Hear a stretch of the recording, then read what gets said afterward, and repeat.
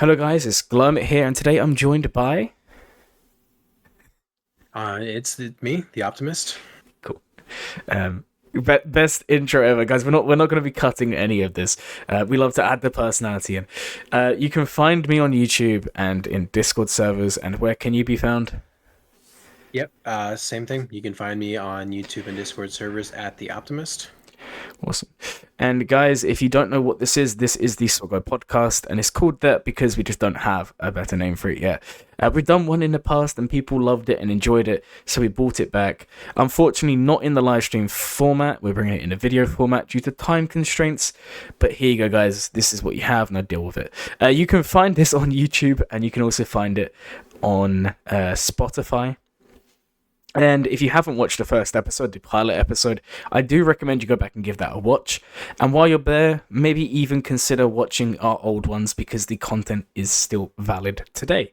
So, today's episode is all about account building. What makes a good account and how do you make one? So, the first point that we're going to be talking about throughout today's podcast is going to be all about focus.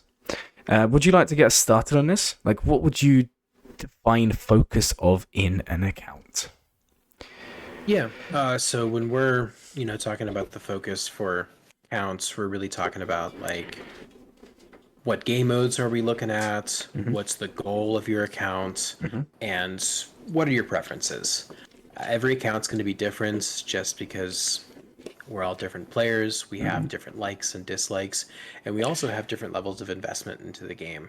And so what we would recommend for some players is going to be different for other players, just, you know, based off the type of person that you are.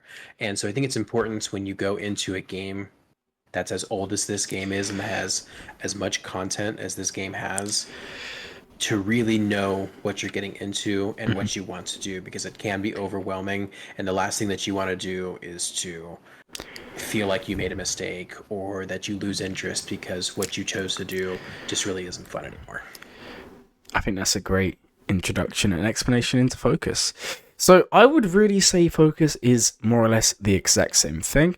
However, what I will say is, unlike the Optimist, because he doesn't do roster reviews or anything like this, I do a lot of roster reviews, guys, and I'm telling you, I mean, in total, before my breaks, and we covered my breaks in the last podcast. If you didn't know, I did go on a break for about 7 months due to life. Not issues, it was actually a good thing. I bought a house, guys, I got busy. Anyways, before I was honestly looking at like maybe 1 to 200 accounts a month. As of coming back, it's about 50 to 60 at the moment, but that number is rising. That's on stream and both through Discord DMs.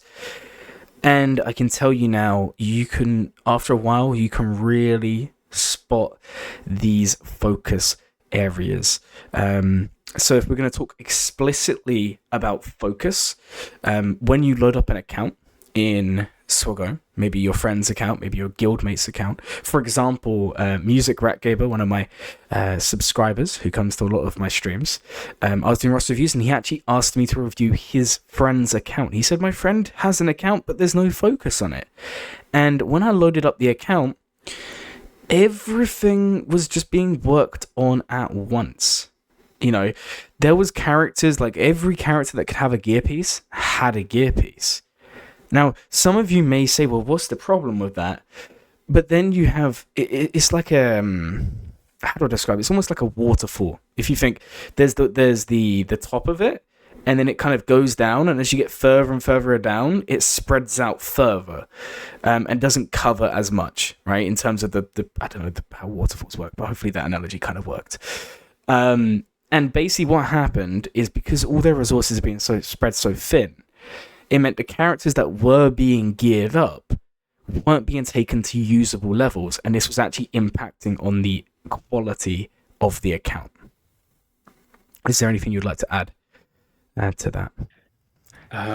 No. I think, like you said, especially early to mid game and even parts of the late game, you just need to accept sometimes that you're not going to be able to invest in everything or build everything else up. Otherwise, you are just going to be spread so thin, and you're going to be frustrated because you're like, man, like I have like a relatively high GP, but like I can't participate in TB.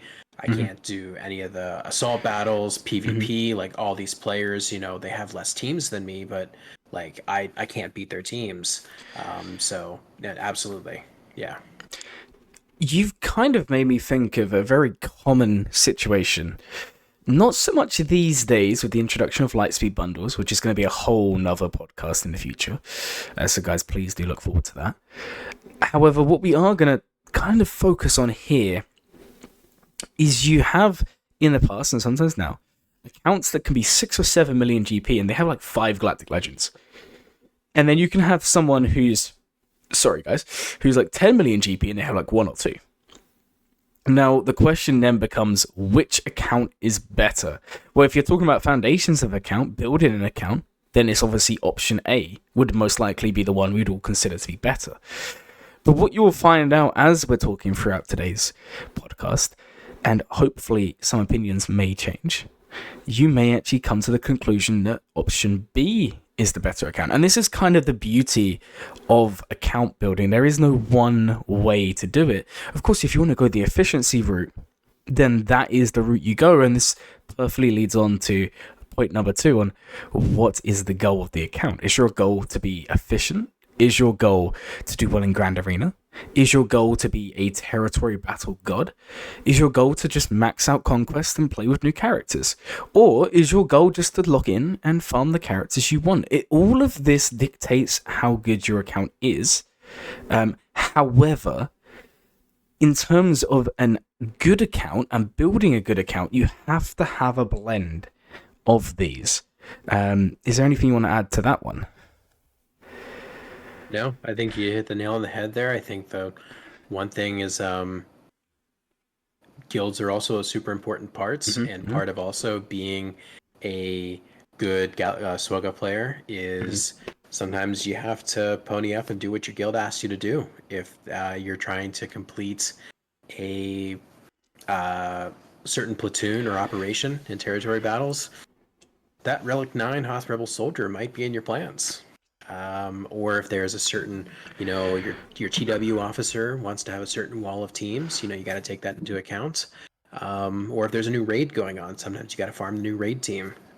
So all things to take into account, but we'll get into that within the different sections. But yeah, no, I think you covered that there. Thank you. There's some good analysis from us both there. Hopefully you guys found it somewhat useful. Sorry guys, the first few podcasts, just deal with us. We're trying to get into the make it smoother. It's just going to take a while, but bear with us, guys. After a few episodes, as someone who's made a few YouTube videos, and obviously Glurmit, you borderline do this for a living. It is. I don't know for anyone in the audience, like if you've experienced this, but talking to yourself or talking to a camera by yourself is one of the most awkward experiences you'll ever have in your life, and it definitely takes some getting used to of just like having the flow or being able to like talk about something while still sounding like a normal human being, while like not like. Glurmit and I are friends. We talk off camera and we talk outside of the game. But to like go and like have this, it takes some getting used to. No, it does. So guys, just bear with us. After a few podcasts, it's going to be a lot smoother. And I just want to back you up on that, guys. Just go on my channel, go to my first few videos, and look at the awkwardness, and then compare it to now, and it's night and day. Although I will say, when it comes to live streams, it's even more awkward. Because not only are you talking to yourself, you actually have people then watching you talk to yourself. So if any of you are aspiring content creators and you do worry about nerves and all of this, a little trick that you can do is you can actually go on Streamlabs and get rid of the option to see the amount of viewers you have. Because if you can get used to talking just to yourself, you can obviously see the chat, but you never know if you've got 100 people, 200 people, 50 people, you're just talking to the same amount of people no matter what.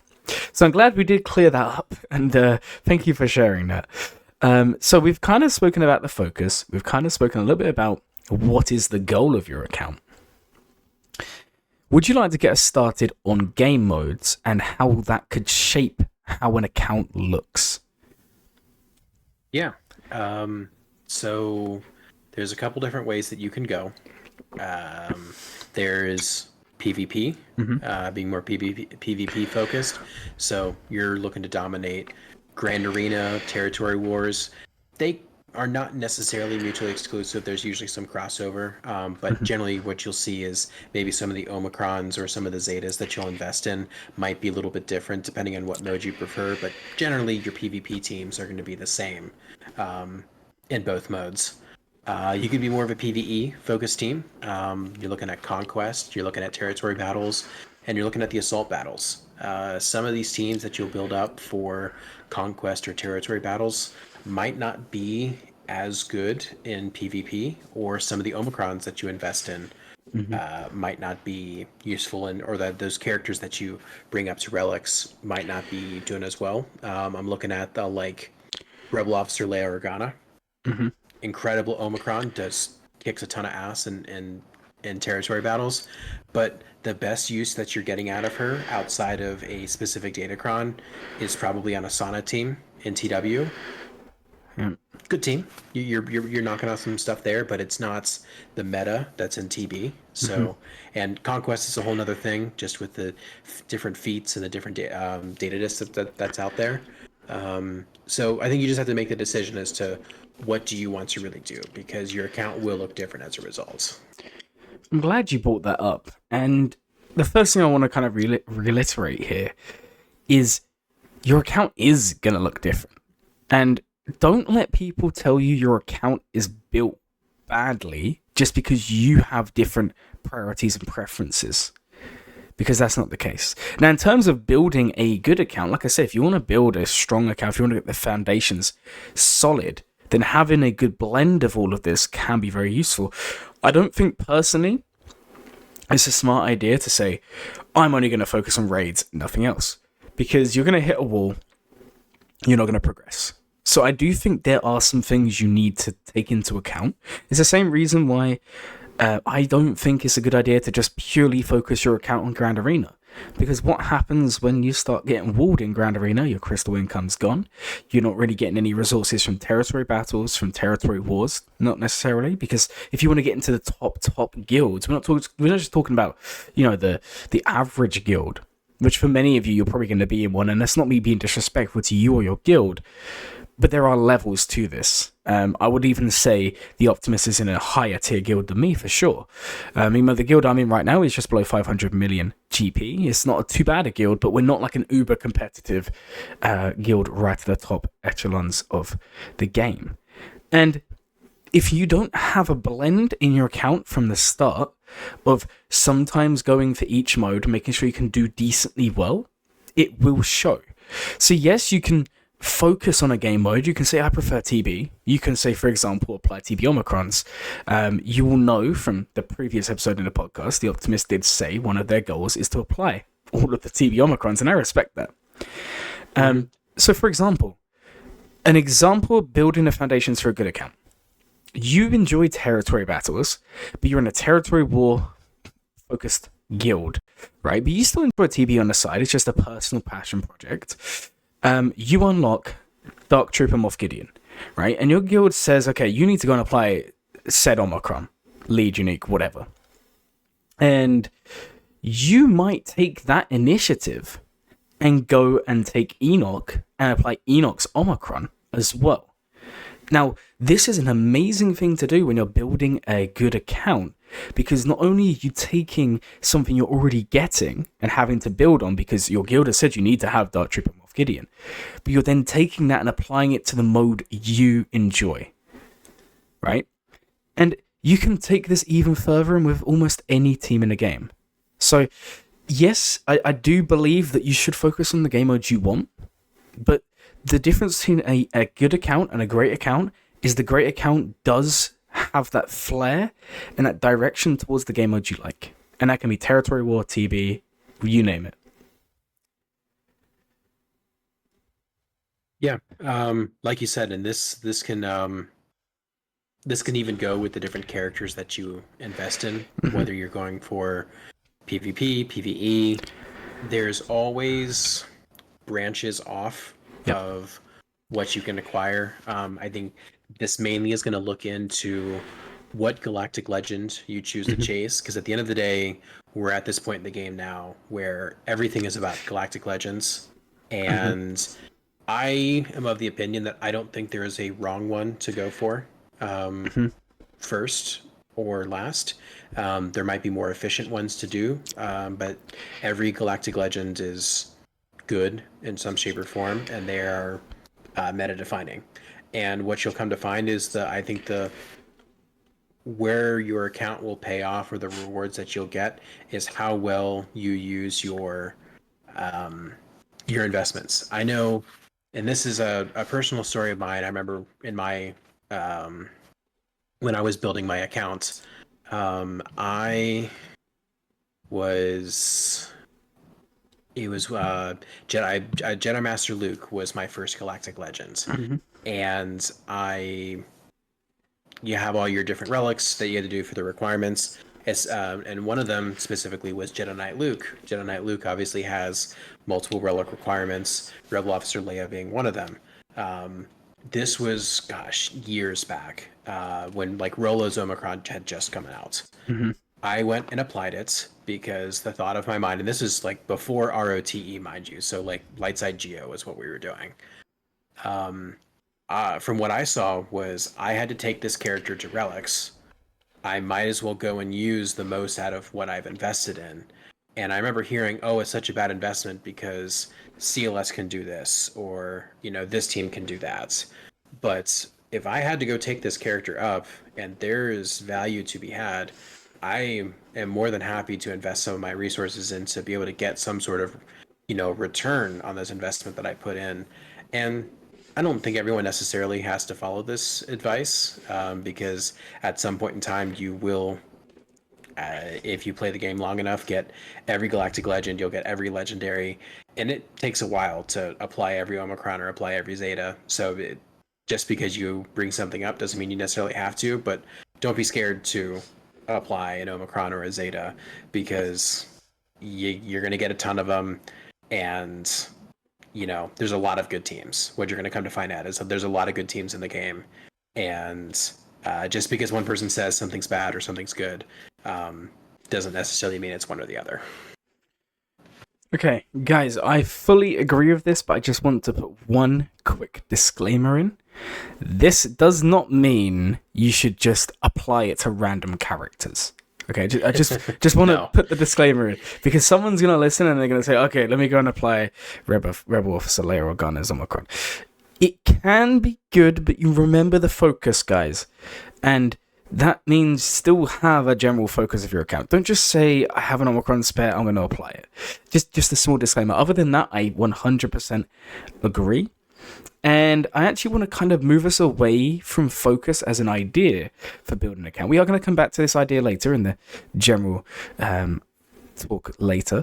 But I just want to talk a little bit about something I talk about all the time on roster reviews on my channel. If you follow my channel on YouTube, if you've watched any roster review streams, you're going to have heard me say about this countless amounts of times. Personality of account. Now, what do I mean by this? Guys, when you're building an account, when you're building the foundations for an account, what I don't like to see is I call it a cookie cutter account. Basically, what I'm saying is you've just baked some cookies, you get a gingerbread man cookie cutter, and every single one looks identical. All of them are identical.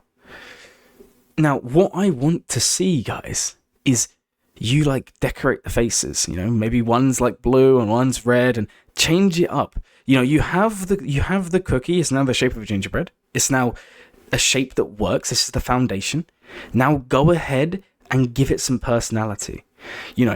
And what do we mean by this? We mean maybe upgrading certain teams that you enjoy. This could be a passion project. Maybe this means applying an Omicron like the Optimus did with layers, which can be good. But obviously then you need to focus and you need to say, okay, if I'm going to apply this Omicron, if I'm going to take this relic up, I need to make sure it's worth it for me. You're not just doing it for no reason. You're doing it because you want to. Because this can easily cause a disorganized mess of an account when you say, oh, well, I want Bodhi Rook Relicate, and then you go and do it. Oh, I want Cup Relicate, and then you go do it. I want Mob Enforcer Relicate, I'm going to do it. Okay, that's fun, it's funny, you'll get some laughs online. But this is not a passion project. This is not a good method for an account. Now, alternatively, you could flip this and say, okay, my guild's doing rote and we need a Cup Relicate. I've always wanted to do it. It's just a passion project. I've always wanted to be an edgy guy or girl or something like this, right? Then, okay, you use the direction you're in and you focus and you say, okay, I'm going to do this for TB. But you need to make sure it's worthwhile. And this does show, guys, when I'm looking at rosters, when the Optimist is looking at people in their guild, I'm sure they can spot the people that have done it with purpose and the people that have done it for the memes. And a good account, it has purpose and personality. Anything you want to add about personality here? Honestly, it's everyone's going to kind of have their different quirks and things. I think, like you said, try to really try to make purpose with what you want to do. I know, I mean, at the end of the day, it's a game. You can play it however you want, but most of the time, I've seen people get burnt out when there isn't necessarily a channeled focus to the passion projects. But no, I'm with you there. I know, like, early on when I first started the game, I was like, Rebels was my favorite content at the time. So I'm like, I'm going to take Phoenix up to gear 12. I'm going to do the entire faction up to gear 12. And mind you, this was before C-Rex. So like, This was like Phoenix back then. And everyone was just like, dude, like, why are you doing that? Like, you should be doing this, you know, follow this meta, do that. And I don't regret it. It was fun, and I found a ton of use for them. I used them every Grand Arena, TW, TB, Conquest that came out. I was able to use it. And then I was feeling incredible when C-Rex came out, and they got elevated to being, you know, actually useful on a more meta scale. But yeah, do fun things. I mean, the farming guides are helpful. I'm sure we're gonna give you guys some advice of, you know, paths to follow here, but make it a little spicy. You know, like you said, draw the face on the gingerbread. Give him a tie. You know, give him, make him hold a lightsaber. You know, give it a little razzle dazzle. Hold on, let's keep it PG, please. Right. Anyway, jokes aside. Just want to say I do remember you doing that because I remember the voice calls watching your Phoenix.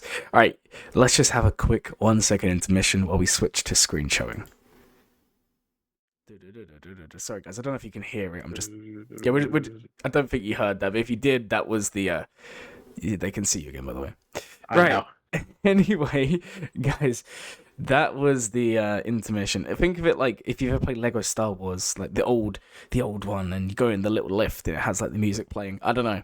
I don't know if you can even hear.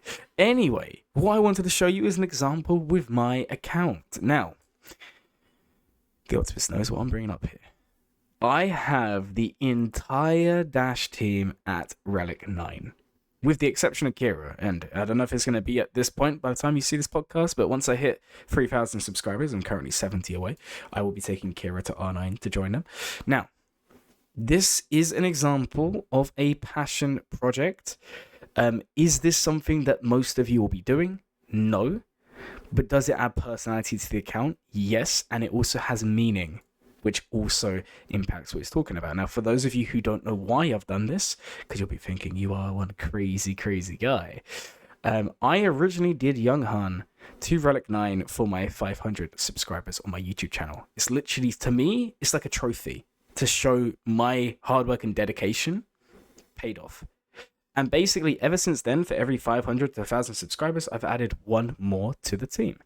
Now, the fun part of that is somehow it turned out that Dash, Young Han, and Vandor actually maxed Banner Malgus in 3v3. So it's almost like I'm just pulling off counters though. It works, guys. I'm telling you. I've lost once in like the last year, and that's literally because they had data cons and I didn't. So somehow I got lucky. But even if you took that away, this is an example of passion, and you can see it. For example, there is someone who watches the YouTube channel quite often. They might be watching this today. Their name is Alex RG. There's a shout out for them. And they have the entire First Order faction Relic 9. Let me just reiterate that, guys. The entire faction. And they're going to have Darkseid Ray R9 tomorrow as of unlock. So we're talking, what is it, like 13, 14 characters at Relic 9? Is that necessarily efficient? No, not at all. However, this fun. It's fun, and it adds so much personality. Again, this isn't the same as saying I'll do Cup and then I'll do Mob Enforcer or something like this, because those characters are isolated instances. They don't actually help your account. If you do a faction, maybe your favorite film is a solo film. Maybe your favorite film is Return of the Jedi. So if that is the case, investing in those teams, not only does it bring value to your account, but it brings the personality. Now, again, you don't have to go to Relic 9. It could literally be a case of, I enjoyed, Mando Season 3. I know many of you probably didn't. I did, personally. You might then say, well, I'm going to take those characters to Relic 8. And by doing that, by engaging in a farm you find interesting, one, the chance of you burning out decreases.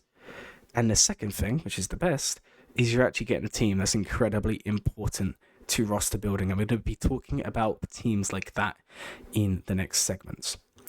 Anything you want to add about this, or are we okay to move on to the next section? I think we're good there. Go for what you're passionate for, and try to have fun. All right, we're switching back. There we go. All right, cool. Guys, we are now back with the other screen. If you was just listening on Spotify, then hopefully we still described it enough that you can understand what we was looking at.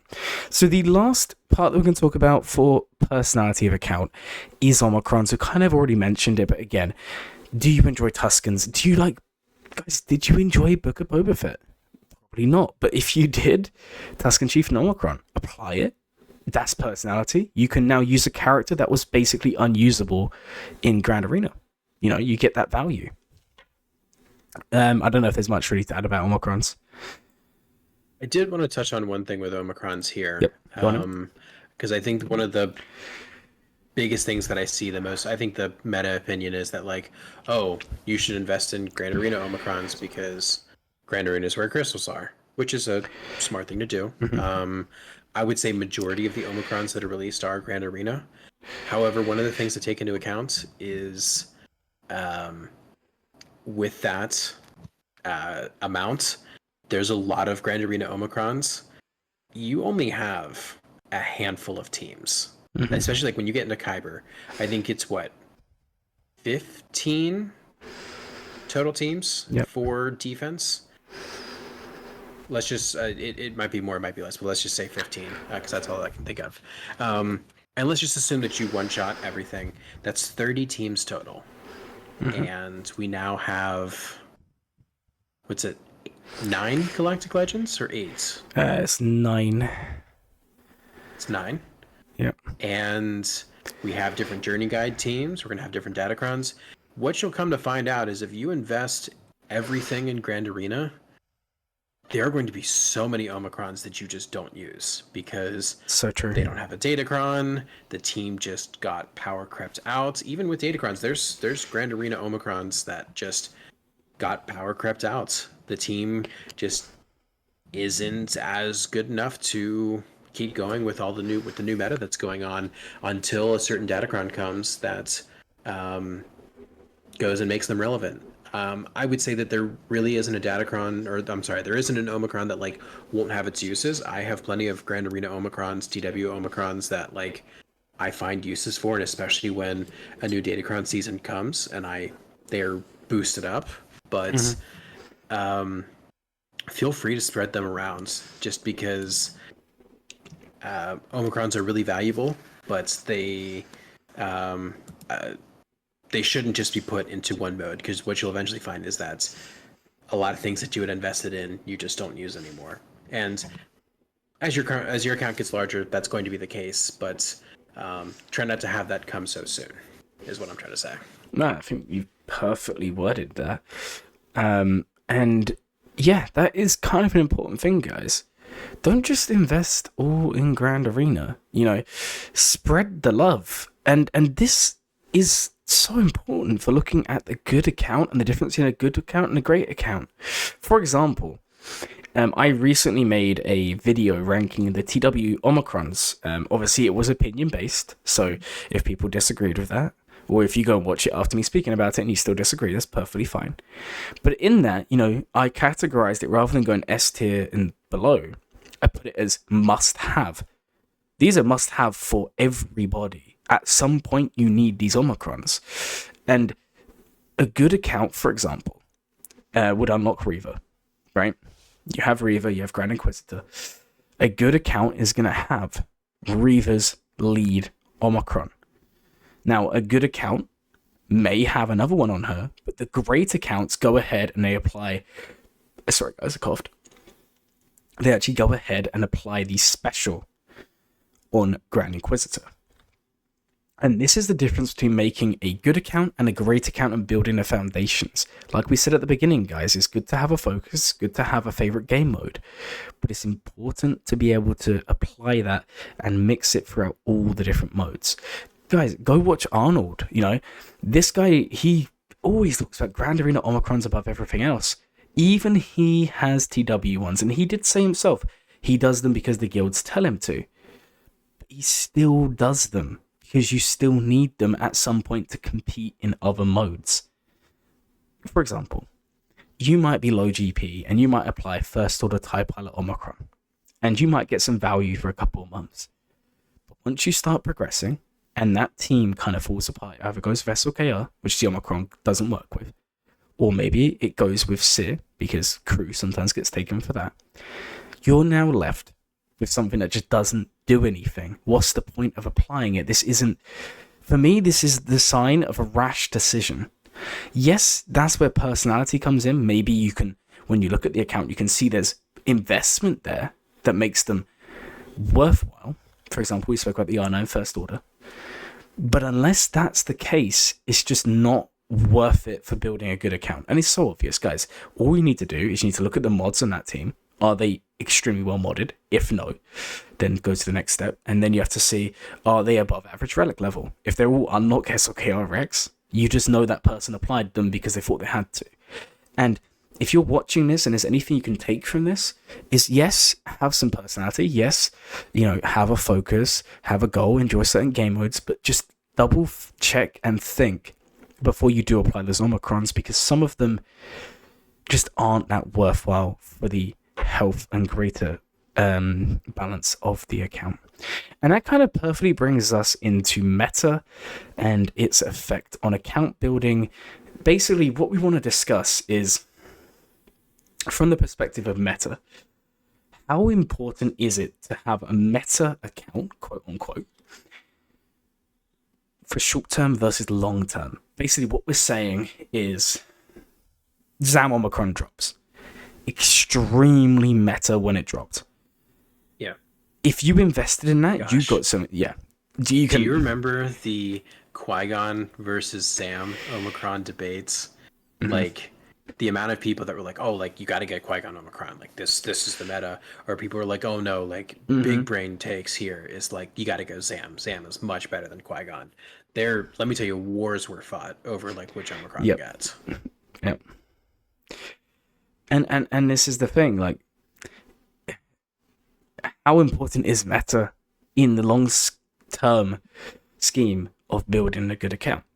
Now, my personal opinion on this is there is a contemporary meta, a meta that changes and lives throughout all of us, and then there is a general meta which for the most part does not change. So for example, an example of a team that is just meta and probably will not change for a long time is Jabba and his team. Okay, it does get beaten in the end game by, say, Night Sisters, or it does get beaten by Trench, but modding and datacrons can override that to some extent. But if you decide to farm Jabba and you want to go for a meta approach, you're going to be getting that value over time. Whereas if you go for something like, say, let's think of something short term. The new Bad Batch team that's coming in the episode. Go. Yeah, I'll let you talk about this one. So, as the new state of the game that we're in right now, Mm-hmm. we're always going to be. We have these eras that we're in, Mm-hmm. and each era will have a theme, or it'll have a new team, new characters, and so this is where we know like this is what CG is pointing us towards. Mm-hmm. If we look back in years past, it's previous journey guide characters, it's new marquee teams. I remember when uh, Bad Batch came out. Bad Batch was meta for a bit. Now we have this new era here. We have a new Bad Batch team. Uh, we obviously haven't seen the new team yet, but most likely it's going to be good. It's going to come out. It's going to do its thing. Mm-hmm. And I think the one pill that we all need to collectively swallow as a community is, unless you are wailing your brains out and honestly have been playing since the beginning of the game, you will never hit the end game meta. And I mean true end game meta. You will never hit it. Glerman, I think there was a point in time when you were wailing pretty hard. Yeah. And even still, like, you're just not going to get there. That was no So there is definitely value in going first, like investing in a certain team. Like, when Great Mothers came out, Mm-hmm. if you went and got that team, you spent the money to get the marquee packs, or you got lucky on a shard pool, and then you gave her the Zetas, Omicrons, gear, and all that, your guild in TW was kicking ass. Like, you were winning games, getting holds, you were destroying Galactic Legends in that short time with that Datacron. But now that it's gone, like, it's just an above average team. You're going to get some good value. It's a well designed kit and all that, but it's going to go. Datacrons are going to come and go. New teams are going to come out. New Galactic Legends are going to come out, and that's just the way of things. That's how this game goes. So, like, short term, yeah, it's going to get you top rewards, but that does not cement you in your place getting long term rewards. So, sure, yeah, you should. There's a value to going for the new thing, but it's short term for a reason. I think you summed that up almost perfectly. I'm going to be completely honest there. I'm going to give another example for you guys, just to dig this one or take it home. For example, you are someone who's building an account. You want it to be the best account possible. I guess you can call it theory crafting. We're going to come up with the idea of an account, building it from the ground up. So maybe you just start playing the game, and do feel free to interrupt at any point and add some to this. So you just download the game today.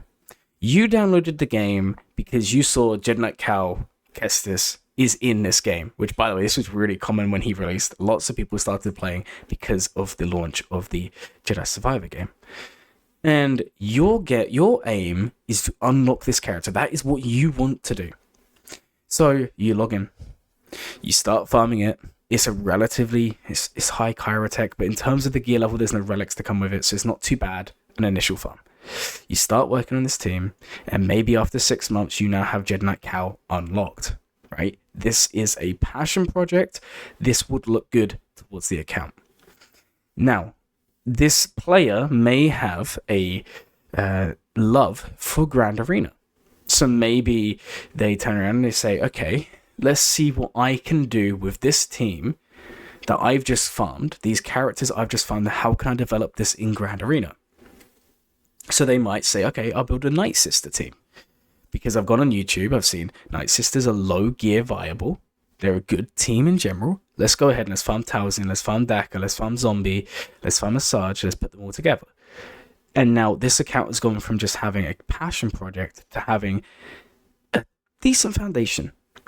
Now, this account may then go to the next step and say, I'm not really making many resources, I'm not really progressing. What is a good way to do that? And they may see something called Assault Battles, which is the absolute foundation of a good account. So now they're saying, well, look, I've already got one Assault Battle done, Night Sisters.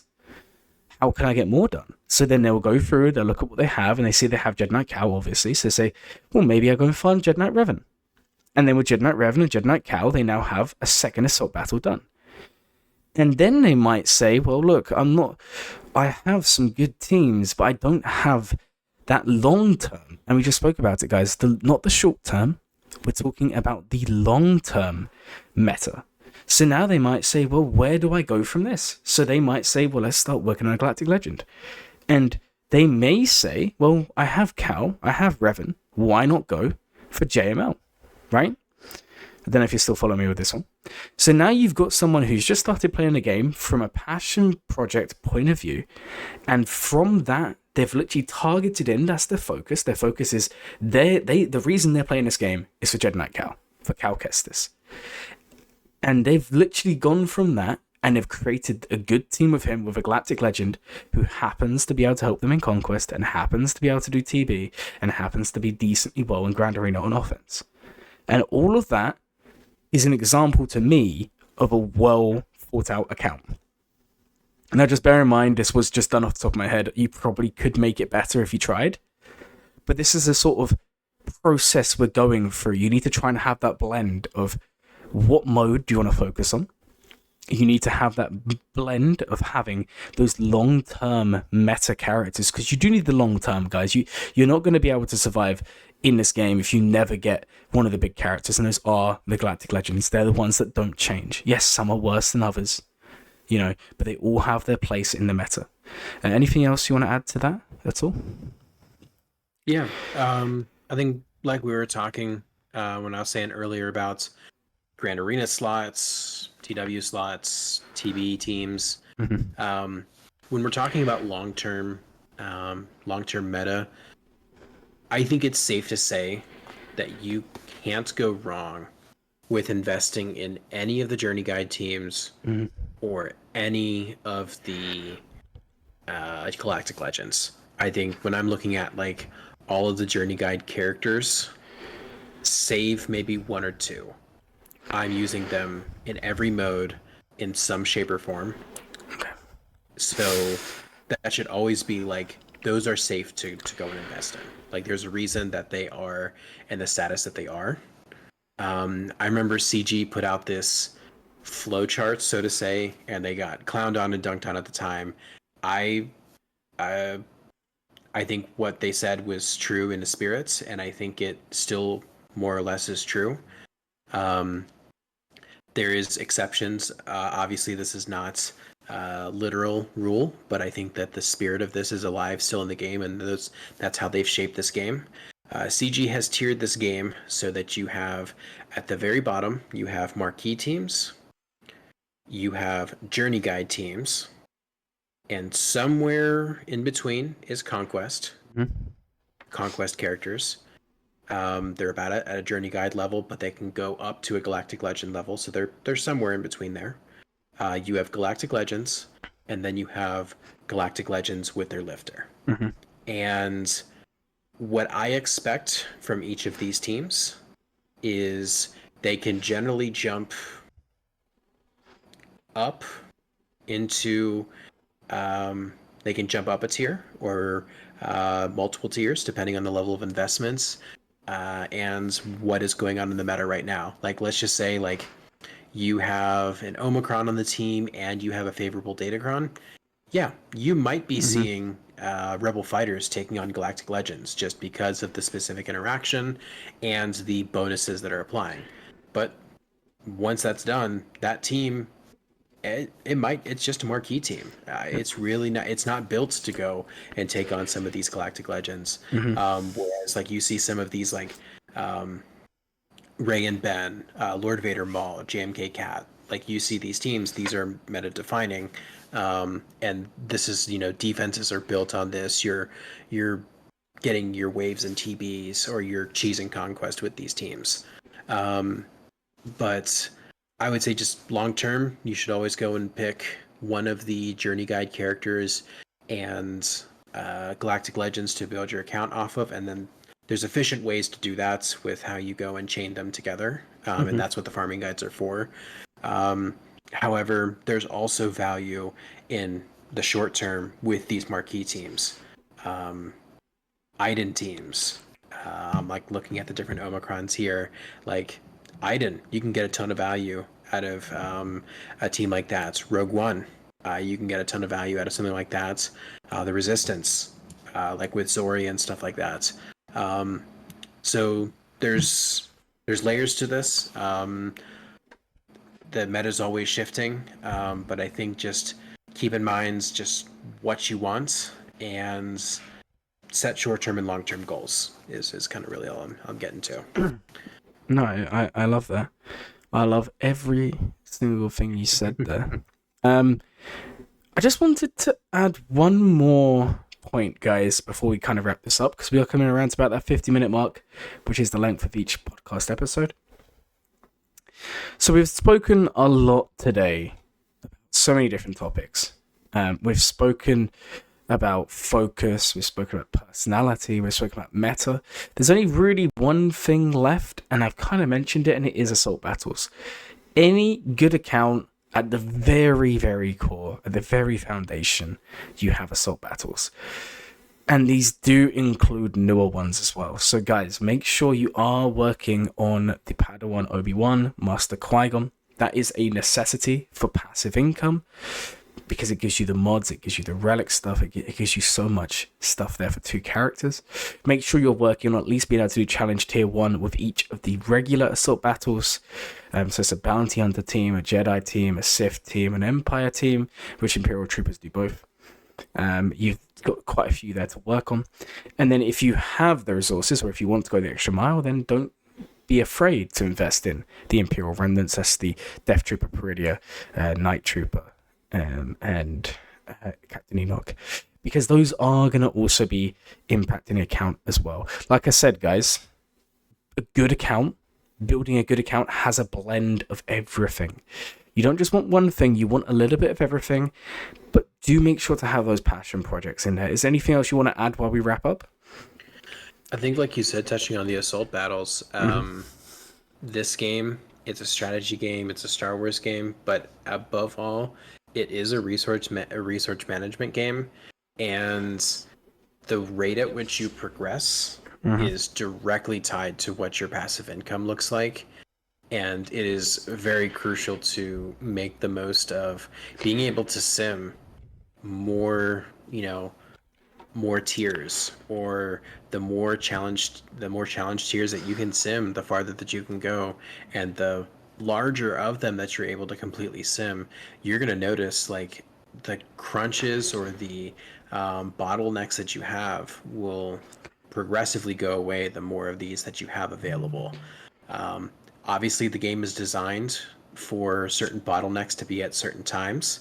Like I know there's going to be a Carvanti bottleneck, a stun gun, there's a Kyrotech one, there is a Relic one, there is a Zeta one, but they will eventually come and go, depending on just how large your account is.